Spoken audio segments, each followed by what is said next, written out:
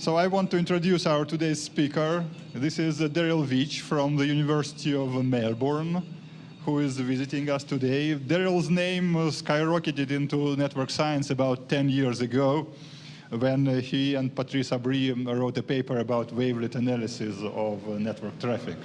And we were reading it, actually. We were reading his work ever since. And today, Daryl will talk on the subject of precise measurement of network times and the whole paradigm of TSC clocks that he developed for that purpose. So I'll give him the podium to Daryl. Thank you, Andre. And thanks very much for the opportunity to be here today and to speak with you. So I've been talking on some work which I've been working on for quite some time. And in the last year, I've been spending a lot of time on this with my colleague, Julien Redou. And we're both of us in the Cuban Center at the University of Melbourne in Melbourne. We all need clocks, as I don't think I need to labor this point too much. Clocks are needed for so many things, there's no point really giving examples, but I'll do that anyway. Obviously in the network measurement field where I've been working for some time, it's particularly important. It's obviously important and more generally in networking and computing. Looking towards the future, you know, how apart from the obvious what's the importance of accurate timekeeping, something which may be of interest to you guys is obviously if we start to do distributed computing and distributed services, you know, in general, and we want to tighten up those services to achieve better integration, better coordination, network latency is obviously one of the most fundamental constraints. That the speed of light is finite. We can't get away from that, so network latency is a fundamental constraint, so timing is therefore becomes important through that. An obvious particular example is where precise timing is important is increasing the realism in distributed games, the realism of the virtual world. Obviously we want good clocks, and of the three, I've got three main characteristics here, but let me talk about the first one. Reliability and robustness are definitely the more important thing. When you talk about clock accuracy, people immediately say, well, how accurate is it? Okay, but in fact, the more important thing is robustness. If a clock is only accurate to a certain amount, well, that's okay, but if it's reliably, if it has bounds, then you can build a system that relies on that. So robustness is really the most important thing. On the other hand, the current status quo solution that lives in all of our PCs and other components, networked components today, ntpd, its performance varies a lot depending on a variety of factors. It can be reasonably good. It's commonly quoted as being accurate to 1 millisecond. But it can be, in many circumstances, around 20 milliseconds is very common. And it can be outrageously bad. And that's been the experience of many people who've tried to use status quo in network measurements, for example, but they quickly realized that it didn't work, and that pushed people to having to go to more expensive hardware-based solutions, such as using GPS. So beyond reliability, of course, we want accuracy, and the obvious point there is that, you know, there's no limit to how accurate you want something. The more, if you increase the accuracy of a clock by a factor of 10, that simply makes a wider range of applications now available, you know, for a given cost. Than was before. There's no limit to how we can exploit accurate timekeeping, and the whole GPS system, for example, is evidence of that. And what do we need accuracy for? Well, obviously, we have different aspects that I'll be highlighting later. Absolute time versus the measurement of time differences. There are completely different issues there. So the word accuracy is itself really very ambiguous. There's no one answer to the question, how accurate is the clock that I'll be talking about. And of course, we want affordability, which is the whole reason why we're aiming to provide synchronization across the network. Doing that is extremely inexpensive. It's extremely convenient. And nowadays, one might think that a hardware-based solution, say GPS, is also very inexpensive, right? Because GPS is now completely ubiquitous. But in fact, that's not the case. When you talk about a high-quality timing GPS that has to be installed on the roof of a building with good satellite, consistently good satellite coverage, it's no good for the satellites to be visible only 80% of the time. You want it to be visible all the time. So in order to ensure that, you need a quality setup on the top of a building. And by the time you've made friends with the building manager and arranged for contractors to come in to drill holes through the roof and to send cabling down multiple stories, there's no limit to how much time, energy, and money you can spend doing what appears to be a very simple thing. So just adding GPS to improve timing sounds easy, but in fact, to do it properly is not cheap at all. It took me 8 months, and I was already friends with the building manager. So what is this TSC clock about? I want to emphasize that it's really constructing a clock from scratch, looking at the issues that are relevant, taking into account today's hardware and today's networks, and building a clock from scratch. These are the more important things that it's based on. First of all, as I'll show you shortly, it's based on what the characteristics of the particular oscillator we're using is, actually looking at that. It's not guessing its performance, but it's measuring its performance. It's about treating rate, clock rate, and absolute time in a very separate and a very decoupled way. That's a crucial factor. At the moment, we're using round-trip time-based filtering. That's another key component. And the system is feed-forward, not feedback, whereas the status quo is essentially a phase-locked loop type approach, so it's feedback. The oscillator in question is the one driving the CPU. It's likely that such oscillators will be here for the foreseeable future. And in many common architectures, you can read that oscillator, how many ticks have gone by, through a register, which makes it very convenient. And you get a variety of things for free with that approach. The register was updated for free, for example. So I just want to emphasize here that we call it the TSC clock because, well, we have to give it a name. But it's really this whole design. It's really a name that refers to this whole design. It's not simply the fact that TSC is used. Indeed, the status quo solution also makes use of the TSC in a certain way, but it is radically different to what I'm presenting here. And what this clock provides is appropriately vaguely stated, because there is no simple answer, very high robustness, much higher accuracy than the status quo, and something separate, absolute, and difference clocks. I have to emphasize this again already, because the status quo doesn't provide a difference clock at all. So we're providing something entirely new. So now I'd like to introduce some basic terminology, ideas for what clocks are all about. This is on the x-axis, we have true time, and here I illustrate 4 different kinds of clocks that you might imagine. The black one is the perfect clock that reads time t at time t. The green one is a simple one, which is just being runs at a perfect rate, but it's off by a constant. The blue one runs at the slightly wrong rate, so it's getting worse and worse over time. Its slope is not 1. And the more common case, of course, is this red one, a clock which undergoes some kind of nonlinear drift. And to make that a bit more precise, a bit of terminology, I'll call offset is simply true time t is simply the error of a clock, capital C at time t. By SKEW, so to talk about SKEW, to make it precise, it's best you have to select a model. So let me select this simple model where I say that the error is just this affine function. SKEW can then be identified as just this parameter here. Basically, it's the error in rate. Okay, so in this simple model where there's no nonlinearity, it's just a linear error in rate, gamma is that error. And I call this a simple SKEW model, a simple idealization that a clock is only out by its frequency is slightly wrong, but otherwise it's fine.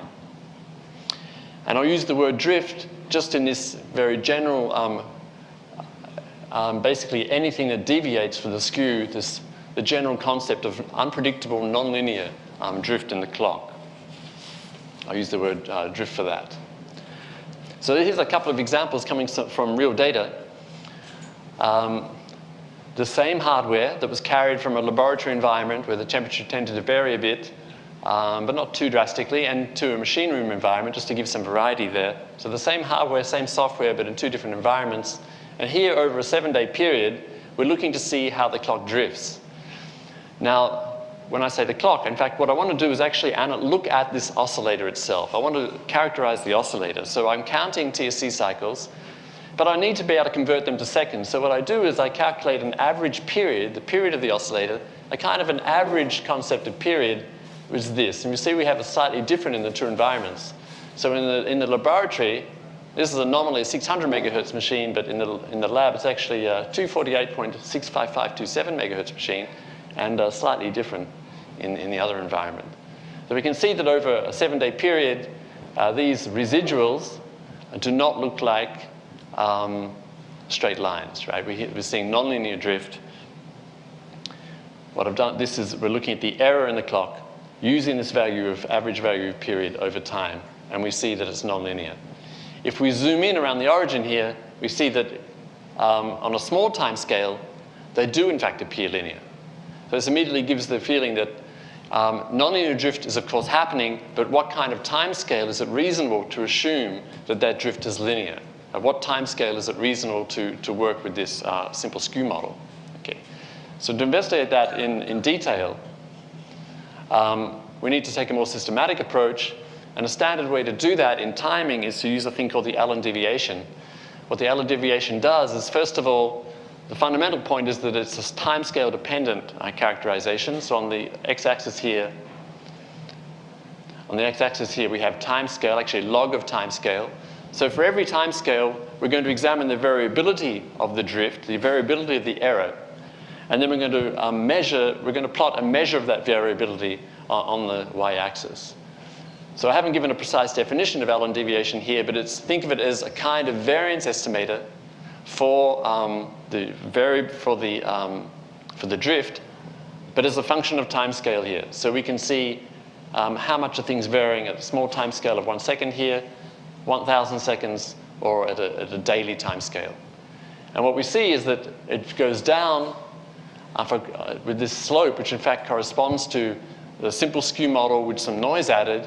But that simple SKEW model continues to be valid down to around 1,000 seconds here. But beyond that, daily variations and beyond that, weekly variations as the temperature goes up and down during the day will ruin that characterization.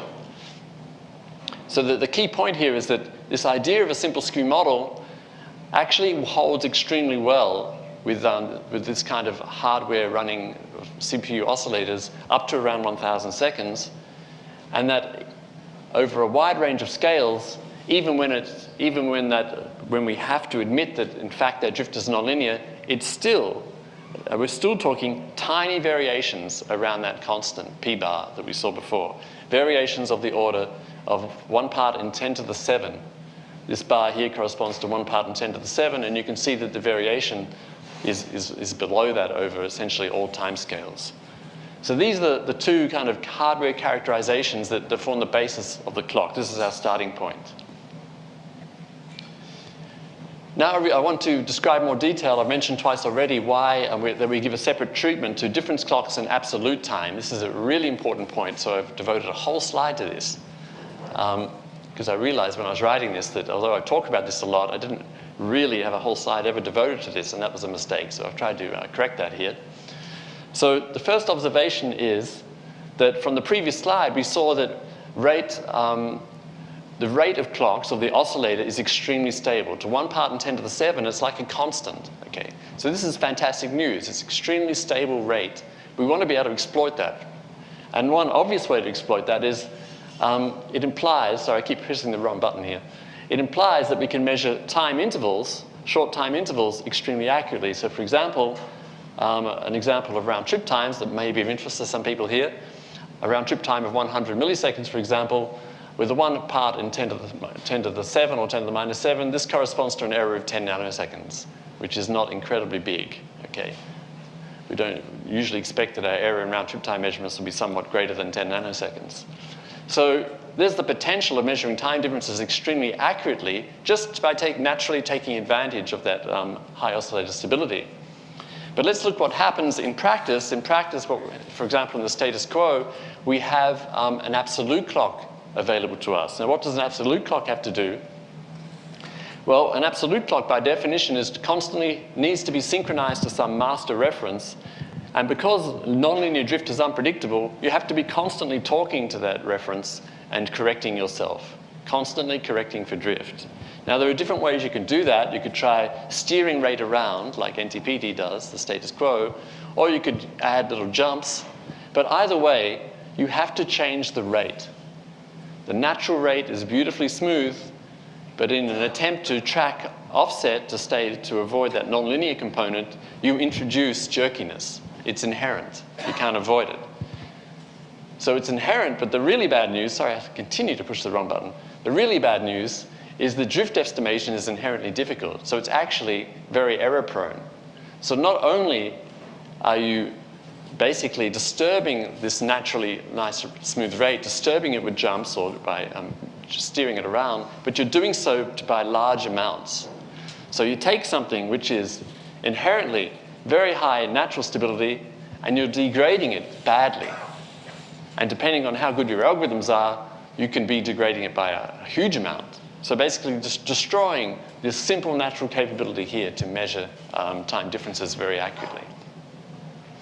So to get around this, we have this dual clock architecture, which consists essentially of two different clocks.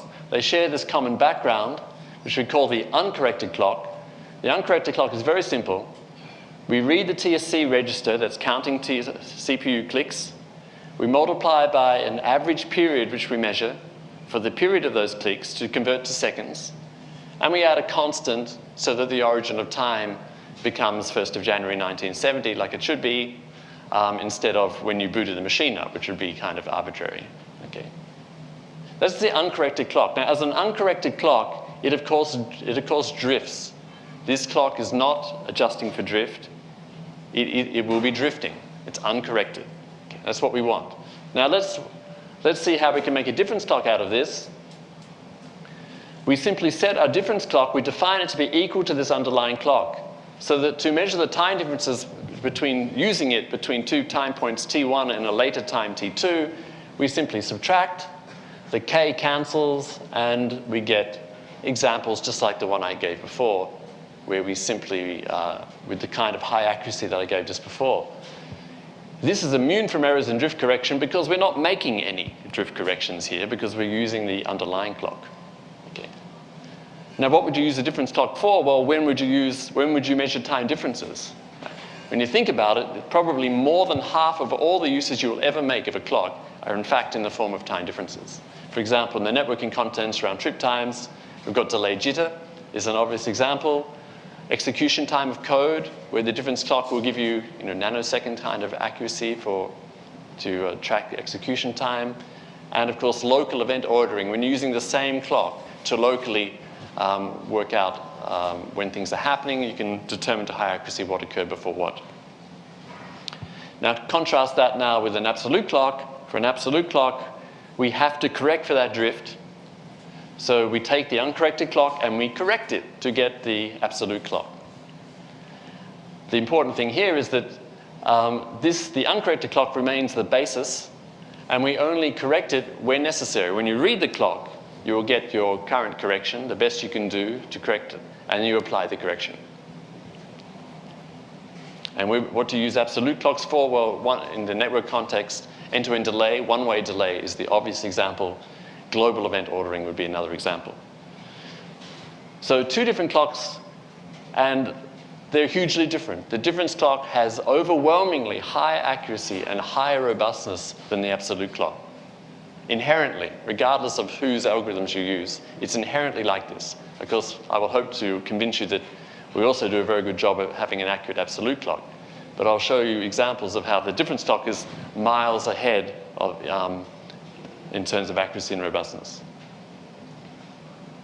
So the next step, of course, is to calibrate this clock, i.e. to synchronize it. We need to be able to estimate these quantities here, the average period, the p-bar that appears up here, and the theta hat, which is the correction that we need for absolute clock.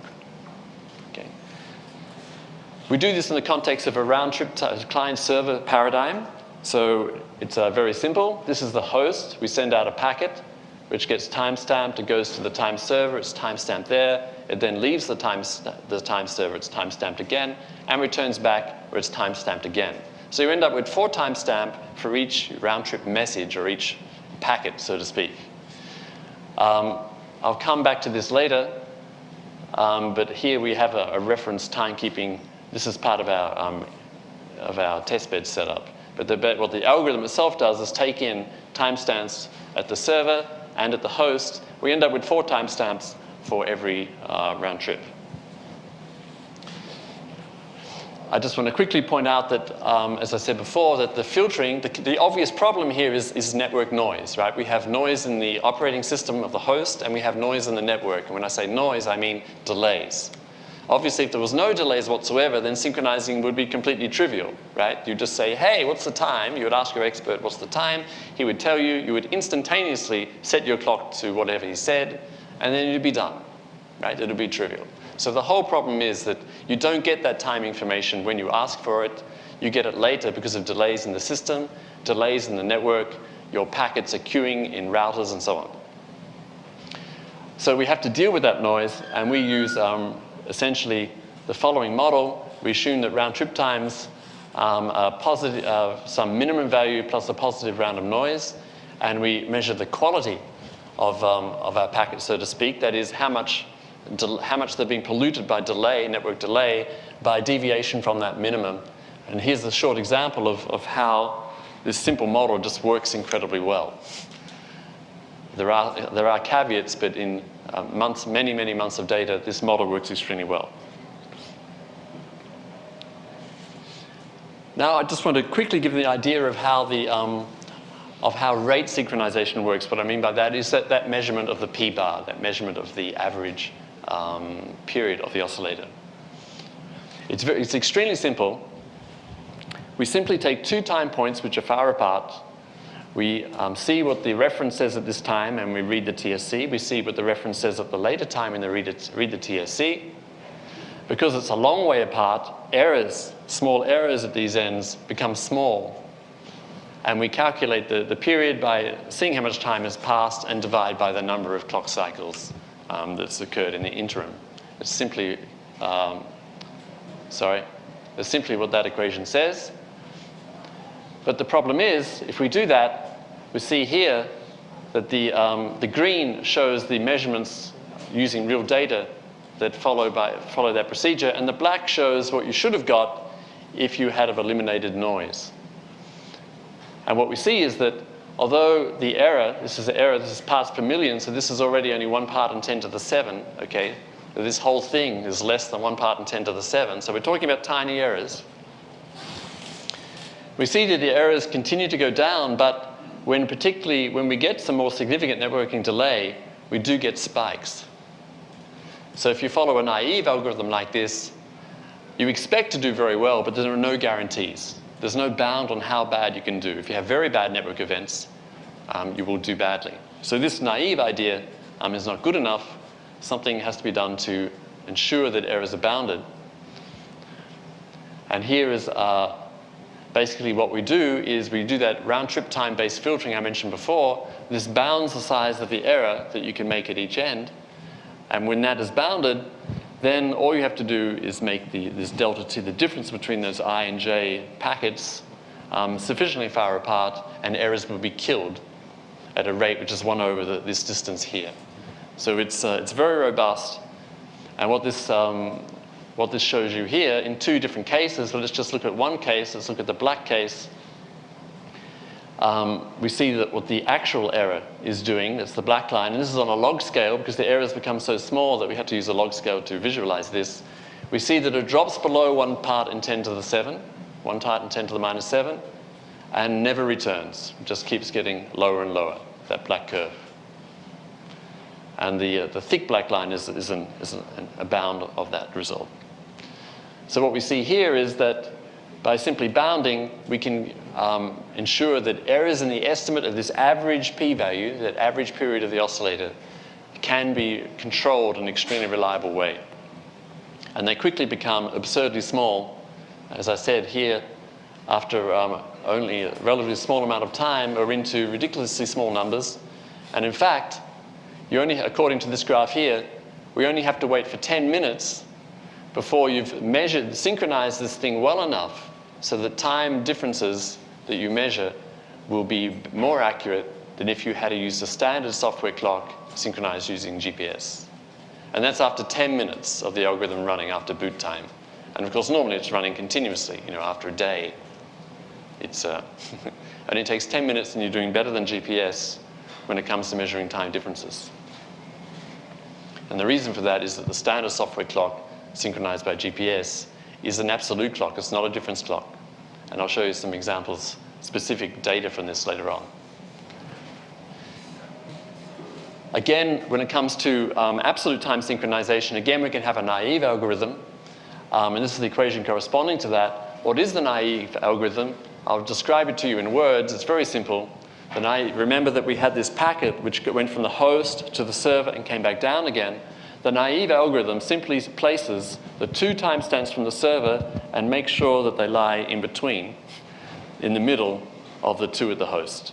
So in other words, the clock and the host might be wrong. You assume that the server is correct. You add a constant to shift the timestamps at the host, so the ones at the server are in the middle, as they must be.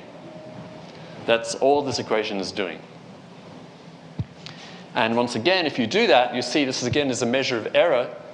Again, the green is the real data following this formula, and the black is an idealized version if you could avoid noise that our testbed provides for us. And you can see that, again, errors can trend down, but whenever there's a bad network event, you get spikes, and again, we're not controlling the size of the spikes here, so the naive approach, of course, is not good enough. There's no filtering. We need to apply filtering. And the algorithm, in a nutshell, looks into a window in the past and performs a weighted estimate. Key parameters are how far in the past, what's the width of that window, and of course we don't want that to be an arbitrary value. We want it to be something which makes sense based on how the oscillator operates. And that's where the earlier data I gave before, which indicated that a time scale of 1,000 seconds is the maximum time scale at which the simple SKEW model holds valid, gives us a natural calibration for the width of that window. And the weights are based on that RT, round-trip time-based quality, indicating when packets have been polluted by delay and when they haven't. And we have a very, very, very strict weighting based on that, so that as soon as there's any evidence that you've been polluted by delay at all, the weight becomes extremely small and it hardly counts. Yep. So I'd like to run some questions before I forget. Your P-bar for a given CPU, is that resilient over reboots? Is it consistent over chips like the same model? Is it consistent over like AMDs and Intels? The question is whether how consistent is that P-bar in the same machine after reboots or in other machines. It's certainly machine specific, and it's temperature environment specific. So you must definitely measure that. Each machine has to measure that. That's what the synchronization algorithm will do. After reboot, you would expect it to be the same, roughly speaking, to 1 part in 10 to the 9 or something. You expect it to be the same, but it will change very slowly as the temperature environment changes, for example. So you want the algorithm to be running continuously. But it is a highly damped and very stable value. So that p-var value is something which ends up being estimated over a period of days. And it will move, and it should move, but only extremely slowly, and is guaranteed to never jump. Sorry, this picture, this is my favorite picture. I have to describe that to you. Here again, the green color is a picture of the naive values, estimates. This is a plot over time. There's a period of 1.5 days here. 2 days, and this is this is an estimate of the correction that we would apply to the uncorrected clock. We have the actual correction. Now the naive corrections are these green things, and the filtered corrections, which the output of the algorithm, is the blue. And the black is a reference value, again, provided by our testbed, showing us what it should be. So the blue should be the green. Sorry, the blue should be the black, so to speak. So we can see that there's a lot of noise in this green from the naive estimates, which is being filtered out to produce the blue, which tracks the black rather well. There's another very interesting and important fact that I must describe, and that is this issue of path asymmetry. Paths are generally asymmetric in the network, as is well known. And when we're talking about timing, that asymmetry is very important. It has a direct and immediate impact. The basic issue is that there's a natural ambiguity or lack of of lack of uniqueness between the asymmetry in the path, that is the difference between the two one-ways delays. If we think back to that diagram, it's whether it looks like this or like this, going from the host up to the server, or is it in the middle? That asymmetry and the constant correction that you would apply to correct the clock at a given instant in time are exchangeable. Okay. If I could add a millisecond of asymmetry to make it look like this, and subtract half a millisecond, or is it 2, from the clock, and I would be in exactly the same. I would be in a situation which is just as consistent with the data. You cannot distinguish these things. So the effect of that on the absolute clock is that A is, unless you have separate hardware and a separate system, which of course we haven't got in general at each end, it's impossible to measure the asymmetry. But the algorithm has to choose some value for it. So in general, we assume that the network is symmetric. So I should add that this is a fundamental thing. It's intrinsic. It's not, here I'm not talking about the TSC clock, but any clock whatsoever. This is an inherent problem in measuring, synchronizing absolutely with delays. It's an inherent problem. The good news is that the error is bounded by the round trip time. So if you can measure your round trip time accurately, you would at least have a very good idea of the worst case scenario. That's the impact on the absolute clock. What's the impact on the difference clock of this issue? The answer is absolutely none. And furthermore, you can use the difference clock to measure that minimum round trip time R, so that you will know a bound on the asymmetry. So think of the asymmetry as providing an unknown error, a bounded but unknown error in absolute clocks, but having no impact on difference clocks. Here's a quick picture of our test bed. Here is our host where we have different clocks implemented. Here's the TSC clock. Here's the status quo system clock synchronized using ntpd. Here is a system clock synchronized using GPS via ntpd, which is what we typically mean when we say a GPS synchronized clock. Here we have what we call an external monitor. It consists of a DAG card synchronized with GPS. A DAG card is a purpose-built, there's a company called Endace which manufactures these. They're widely used when accurate modeling and accurate network monitoring is needed. They're purpose-built cards designed to accurately timestamp each and every packet at high rate. Here we haven't got high rates, so we're using a Mercedes, a sports car, to measure, to watch people walking by, but we had some money, we thought we'd spend it. So we use this DAG card to provide an external monitoring capability. So packets come in, for example, from our server, they pass by the interface. Here we have a splitter. The DAG card timestamps them, but then the packets continue on and go into the host, where these different clocks will timestamp them inside the host.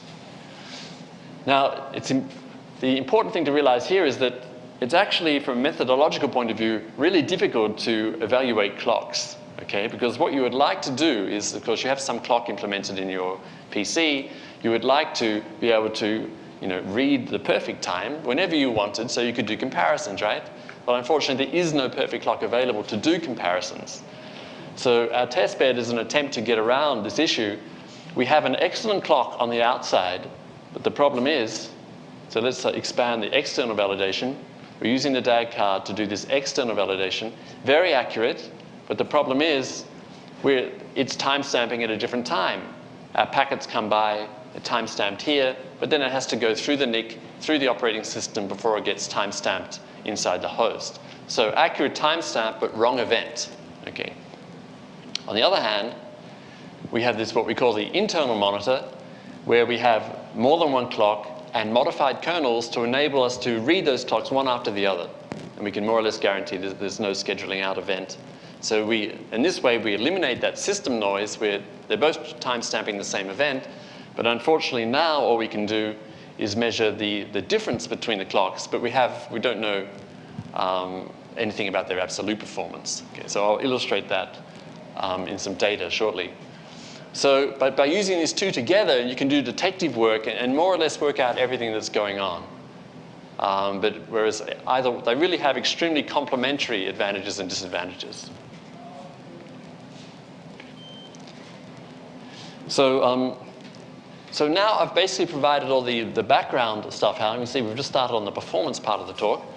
I've essentially provided all the background material, and now I want to give you basically a pile of results, some benchmarking studies. We're still working on some kind of a very thorough benchmarking study at the moment, but we've got a lot of results using many different many different traces over several traces, each one more than a month long. And we can rerun the algorithm over those traces in a short period of time because they're all stored in log files. This is a kind of a motivating example for this work. What we see here is we're measuring using our testbed. This is an external comparison using the DAG card to measure the performance of two clocks. One is the status quo, synchronized on the LAN, so it's really very ideal conditions for the status quo clock. You can't get any nicer than this. It's properly configured, and it's connecting to a Stratum 1 NTP server on the same LAN. Stratum 1 NTP server means that is a terminology which means that that server has itself special hardware attached to it, so either atomic clock or GPS. So we have a couple of these. In this case, we have our Stratum 1 NTP server synchronized using GPS on the same LAN, and the NTPD is synchronizing to that. So you can't get a much nicer situation than this. And the yellow curve shows what the synchronization. This band is plus or minus 1 millisecond. So this is the kind of 1 millisecond accuracy that's often quoted for NTPD, and we see we are getting it here under these very nice conditions. And the green is the TSC clock.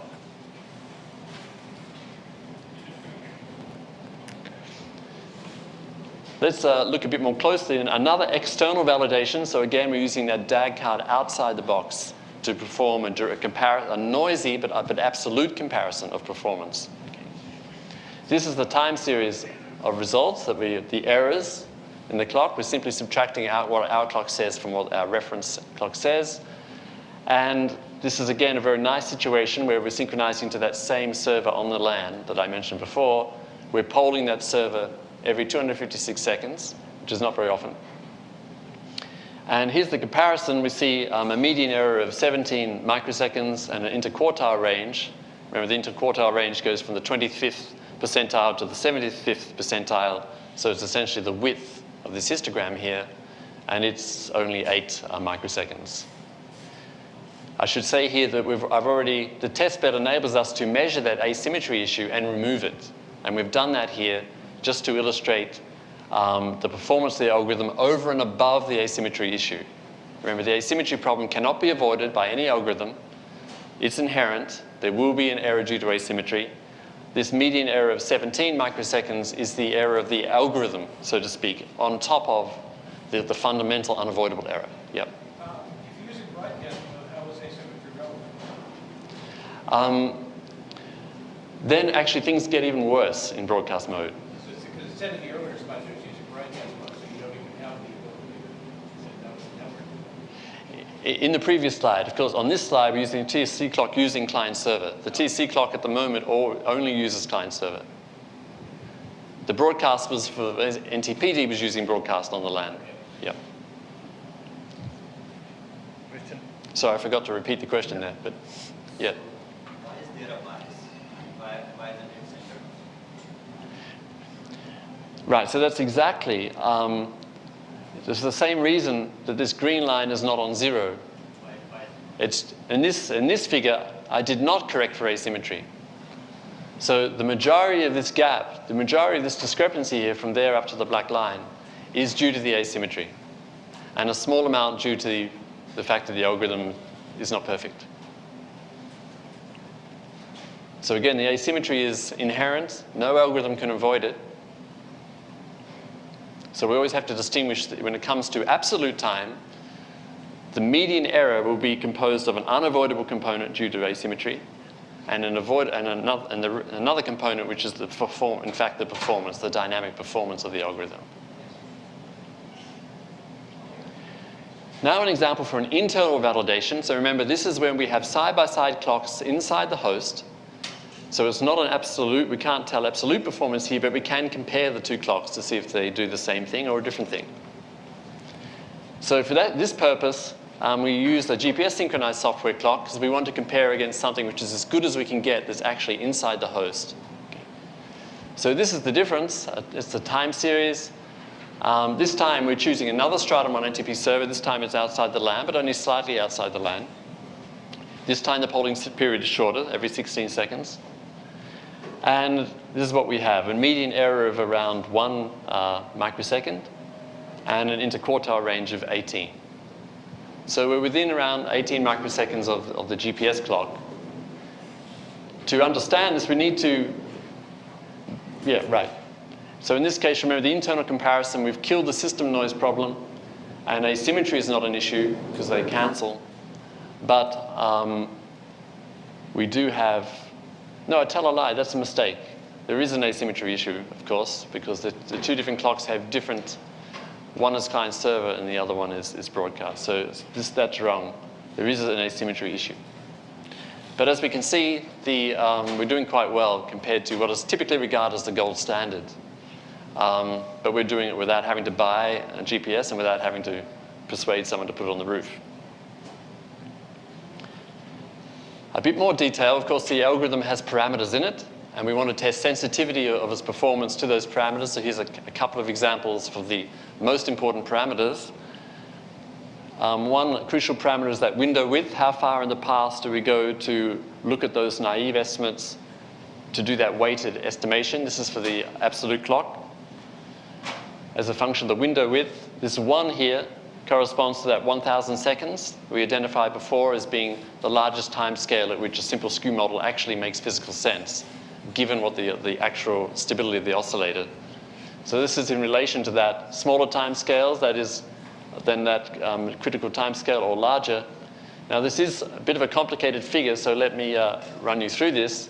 First of all, we have black lines and blue lines. These are two variations of the algorithm.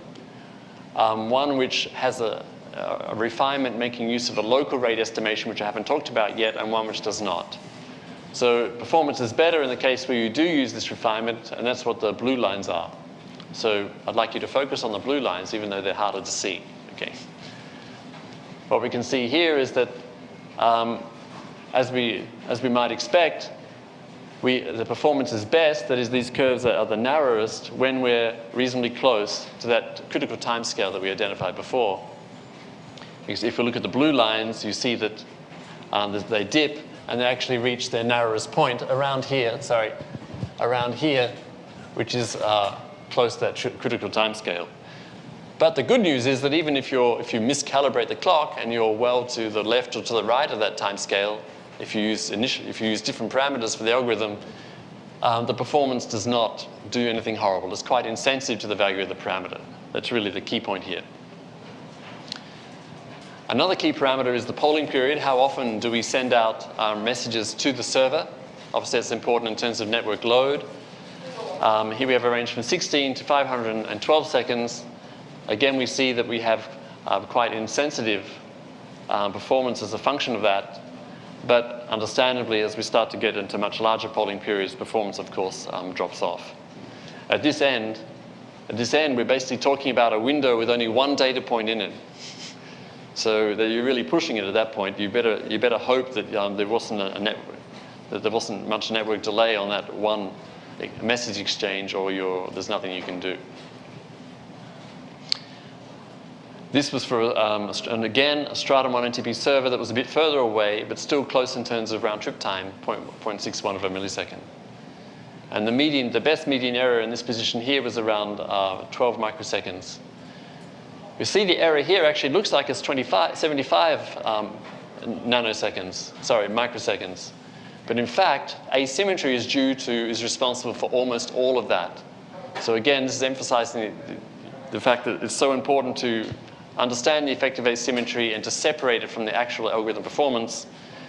This dashed green line is actually the part of the asymmetry due to the external network. And there's additional asymmetry due to the host itself, inside the host. And when you remove both of them, you end up with this green line. So we should be comparing the thick green line with the central line here, rather than looking at this value here. I'm sorry, I forgot to actually describe what these, the most fundamental point about what these plots are. Okay, sorry about that. So what we're showing here is the median, which is the center one. Let's look at the black, because the black is easy to see. The median, 25th percentile, 5th percentile, 75th percentile, 95th percentile.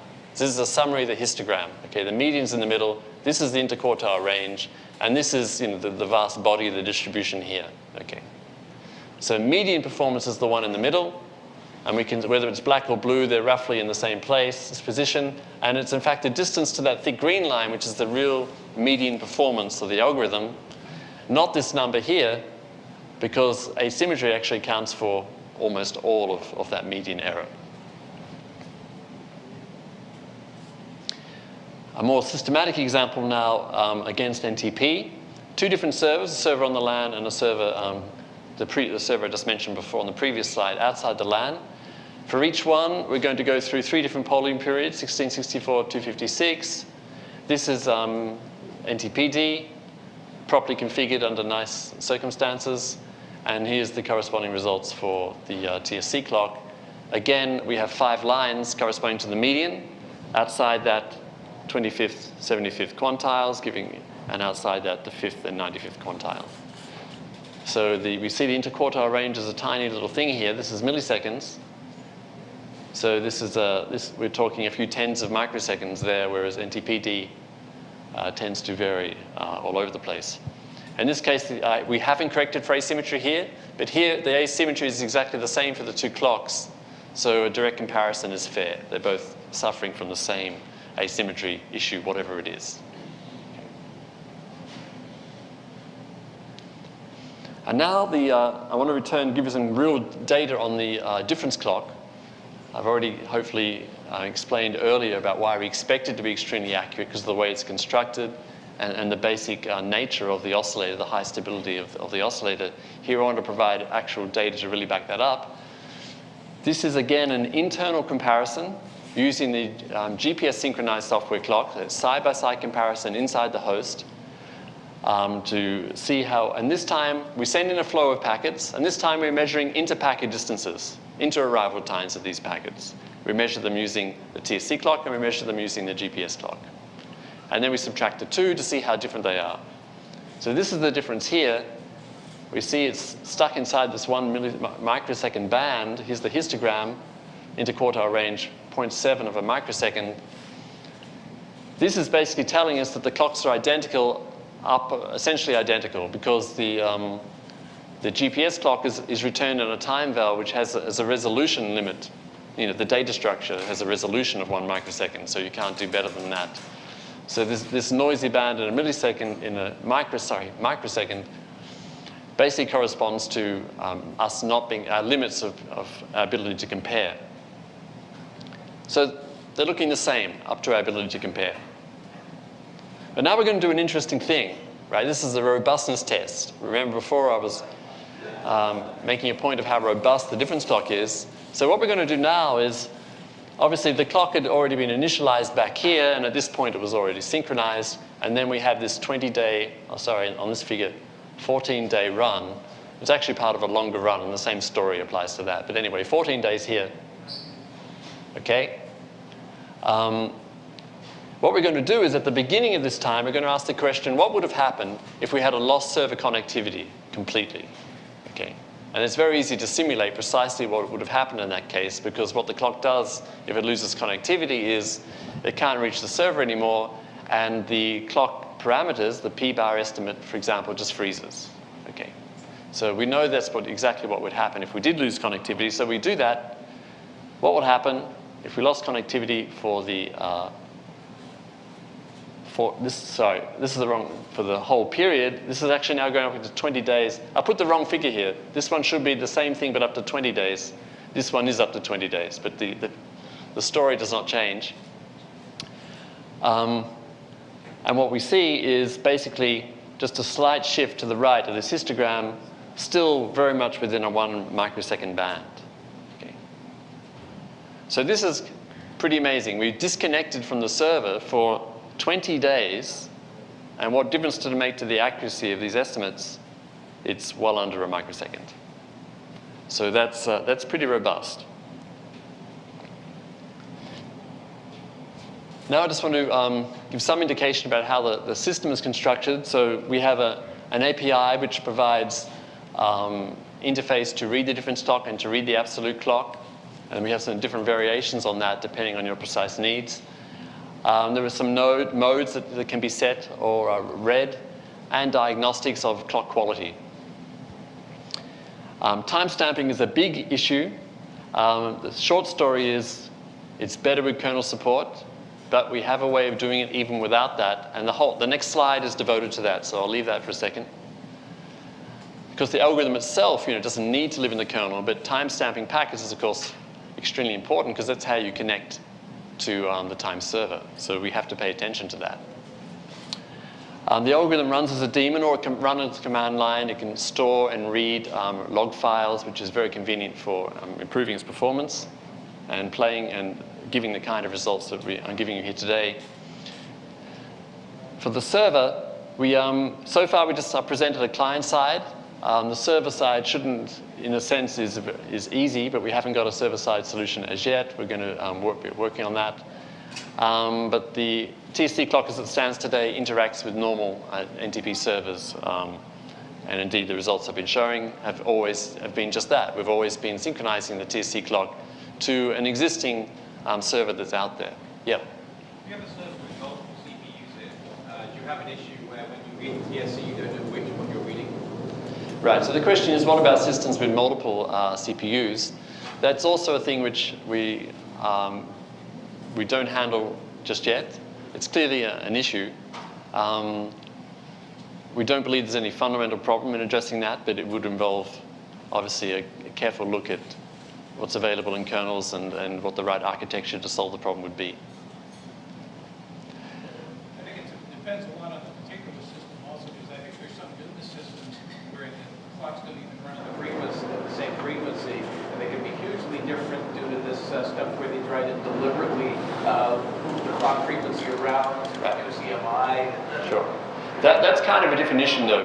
Different issue because, if you're doing, these like laptops which divide their frequency through, to save energy, they would be dividing by an integer, right? So there'll be an underlying oscillator which won't change its rate. Yeah, no, I'm not But talking about that issue. I'm talking about another issue. I've seen specs that there can be as much as 1.5% frequency variation in different clocks and different CPUs to the Right. where they try to spread the frequencies around. Okay. Yeah, there are definitely issues when you have multiple CPUs. There's nothing fundamental which would stop a solution being developed, but we haven't got something ready right now.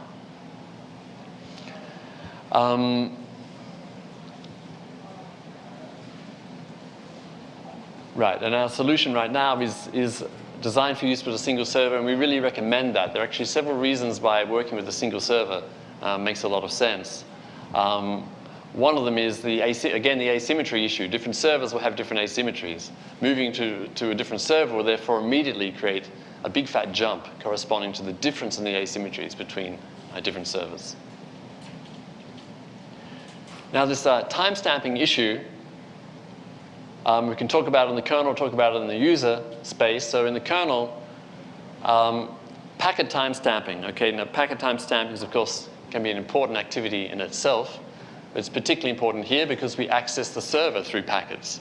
So performance of the synchronization algorithm, of course, is greatly enhanced if we have high-quality timestamps on those packets. We provide a couple of different modes for this. Well, first of all, I should say we have kernel solutions in order to give us those kernel advantages, which the status quo, of course, already enjoys. We have a normal mode whereby the TSCclock works in parallel with the standard software clock. This doesn't impair it or interact with it in any way, so it's easy to start using the TSCclock without having to worry about your system being disturbed in any way. Runs in parallel, doesn't interfere with it. We also have a mode which enables the TSCclock timestamps formatted as a time val to be returned in the normal system clock timestamping field.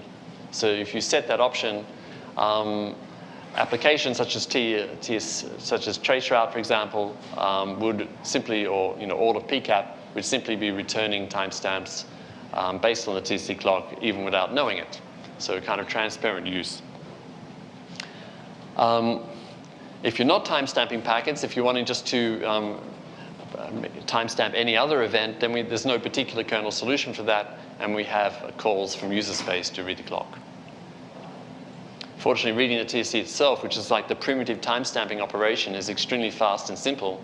So you can timestamp it in the sense of reading the TSC very quickly and then convert it to time by a call to the library. That might take a little bit more time, but you've already got the timestamp, so you're safe. Now, we've also done some interesting work a while back. We asked the question, well, what would happen if we couldn't put in a kernel patch to improve packet timestamping? Will the algorithm perform well in that case? Now, there's a real subtle issue here in that it's actually potentially will completely fall down because it's necessary to have, remember this whole filtering argument is based on the idea that we have a minimum round trip time and actual round trip times will be at that or above, okay? Now with user level timestamping, that's no longer true because if you make a user level timestamp on the outgoing side, it could be delayed. You end up making the timestamp here. So there's no longer any guarantee that a measured round trip time is going to be bigger than the actual round trip time. And that completely screws the filtering. But we have a kind of a nifty way to get around that where we emulate server timestamp, kernel timestamps based on timestamps taken in user space that actually works remarkably well. So we do have a version which works without the need for kernel modifications, although kernel modifications are, of course, highly recommended. We've been doing a lot of work recently on packaging, and we're almost ready with that, and we're supporting these distributions at the moment for Linux, and we also have the latest BSD kernels patches that work. So the conclusion is we have this clock we call the TSC clock. It's for inexpensive synchronizing across networks. It's exploiting the high stability of modern hardware, which is easily accessible via the TSC register. Although, of course, all of the concepts, principles, and algorithms would work with any other oscillator. But at the moment, this is what we're using. It offers an absolute clock and a difference clock. The absolute clock is a lot more robust than the status quo and an order of magnitude more accurate. And you combine that with the robustness, it can be 2 orders of magnitude more accurate, when ntpd is not performing quite as well as it should. And it provides a difference clock which previously wasn't available, which is ridiculously robust and is extremely accurate. We have kernel and New Zealand timestamping solutions. It doesn't load your system much. I mean, you're only doing a bit of computation whenever a packet comes in from the server. So this is once every 256 seconds maybe, so not a high load. Runs as a daemon, doesn't interfere with the existing system. Uses existing NTP servers out there at the moment. But we plan to provide a whole solution and replace the whole system in due course. That's one of the things we're starting to work on now. And we have packages for BSD and Linux with the latest kernels. And here are a couple of links, publications on this work and earlier forms of the work, and a page where the clock will be available in some form at some point in the near future, but I can't make any promises, and we're still working through some issues there. So I'm not going to say anything more on that right now. So that's, I'll be very happy to take some questions. Thank you, Daryl. Before we go to questions, let me mention that we will have lunch with the speaker right after this talk. And please join us. Yeah. So, yeah, no questions, please. Please. So how well does it work? How well does it work on Wi-Fi, where the latency is not nearly so constant as a LAN? We've never tried it on Wi-Fi. Actually, that's one of the things on our to-do list. Off the top of my head, of course, it will. Bad latencies will naturally degrade things. The algorithm handles latency extremely well, so it's not like it will do something wrong. So as it stands, it will handle the situation very well, but it can only do what is possible, if you know what I mean. It will not fall over, nothing will break. It's generic enough to handle very bad delay scenarios. But for example, if congestion was very high all the time, so that you never see that minimum delay, that minimum round trip time, then that's an inherent problem. And there's no filtering which can solve a problem like that. You can only do what you can do.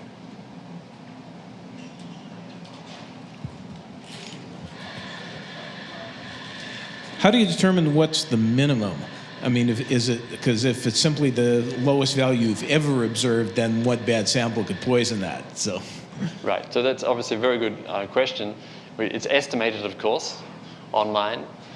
But you have to be careful because obviously, although the model works incredibly well, and let me go back to the picture.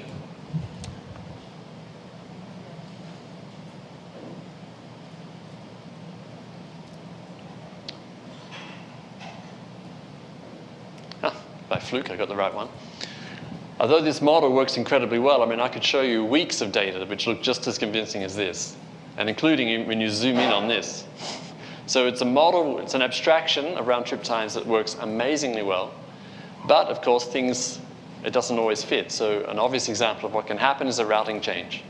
It doesn't have to be IP level either, it could be layer 2. So now the one or both directions now go through different elements, and the minimum changes, and the asymmetry changes at the same time. Two different things, each one with consequences that relate a bit different. But in particular for round trip time, you have to be very aware of when that minimum can change and do the right thing to ensure the algorithm doesn't get very confused. And we have a pretty robust approach to deal with that kind of thing.